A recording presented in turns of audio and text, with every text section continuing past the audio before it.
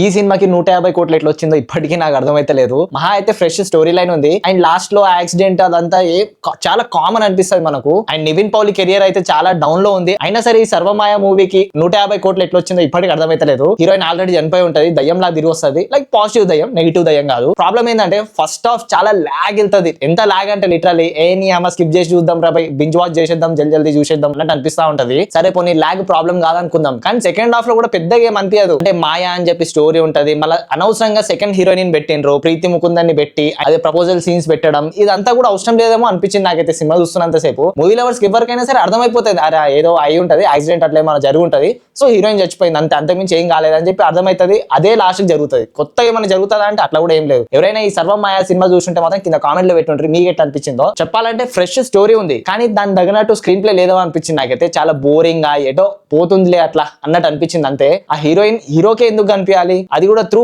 Mobile అని చెప్పి కొన్ని ఆర్టిఫిషియల్ థింగ్స్ ఉంటాయి. లైక్ మనం నమ్మలేం అసలు ఇది ఇట్లా జరగదు కదా అని చెప్పి డౌట్ వస్తా ఉంటది. సో ఇట్లాంటి డౌట్స్ మీకు ఏమైనా వచ్చుంటే మాత్రం కింద కామెంట్ లో పెట్టుండ్రి. కేరళలో మాత్రం ఫుల్ బ్లాక్ బాస్టర్ అంట, 150 కోట్లు కొట్టింది. ఇంకా వాళ్ళకే తెలియదు ఎట్లా కొట్టిందో. So that's the review on Sarvam Maya Malayalam movie. Signing off from movie Tak. Jai Hind.